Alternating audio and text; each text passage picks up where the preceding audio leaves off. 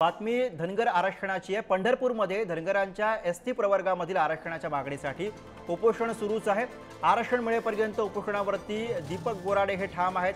समाजासाठी देहत्याग करण्याचा इशारा हा दीपक बोराडे यांच्याकडून देण्यात आलेला आहे। पंढरपूरमध्ये सुरू असलेले हे आंदोलन धनगर आरक्षणासाठी उपोषण सुरू आहे। आज या उपोषणाचा चौथा दिवस आहे। पंढरपूरमध्ये धनगरांच्या एसटी प्रवर्गामधील आरक्षणाच्या मागणीसाठी उपोषण सुरूच राहणार आहे। आरक्षण मिळेपर्यंत उपोषणावरती आपण ठाम आहोत अशी भूमिका दीपक बोराडे यांनी मांडली आहे।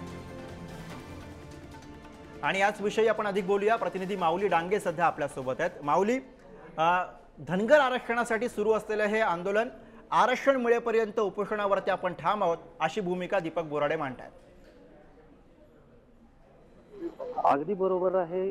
धनगर समाजाच्या एसटी प्रवर्गातून जे आरक्षण मिळण्याबाबत ज्या 4 दिवस झाले गेले उपोषणाला बसलेले आहेत, आपण बघितलं तर आता त्यांची तब्येत खालावत चालली आहे। आता या उपोषण स्थळी आता समाधान अवताडे जे मंगळवेढा पंढरपूर मंगळवेढाचे आमदार आहेत, त्यांनी सुद्धा देखील भेट दिलेली आहे। जे 6 उपोषणकर्ते आहेत त्यांची आता तब्येत खालावत गेली आहे। जे बोराडे आहेत त्यांची जी तब्येत खालावल्यानंतर आता बघितलं तर त्यांचं कुटुंब सुद्धा या ठिकाणी दाखल झालेलं आहे।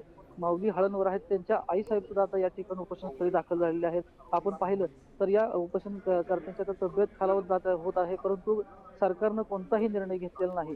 आपल्याबरोबर समाधान अवताडे आहेत, आपण त्यांच्याकडून जाणून घेणार आहोत। आमदार साहेब, काय सांगाल की गेली 4 दिवस झालं धनगर समाजाच्या चर्चा करतोय आणि नक्कीच जे धनगर समाजाच्या ज्या मागण्या आहेत त्या मागण्यासाठी आज या ठिकाणी जे आंदोलन चालू आहे त्या आंदोलनासाठी नक्कीच त्या सगळ्यांचा विचार करून माननीय मुख्यमंत्री आणि दोन्ही उपमुख्यमंत्री यांच्या कानावर घालून त्यातून नक्की एक पॉझिटिव्ह तोडगा 100% निघेल।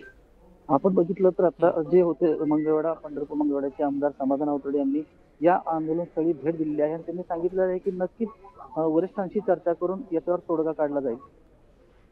अर्थात धन्यवाद या सगळ्या सविस्तर माहितीसाठी। तर पंढरपूरमध्ये सुरू असलेले हे आंदोलन धनगर आरक्षणासाठी या ठिकाणी आंदोलन पुकारण्यात आलेलं आहे। 4 दिवसांपासून हे आंदोलन सुरू आहे।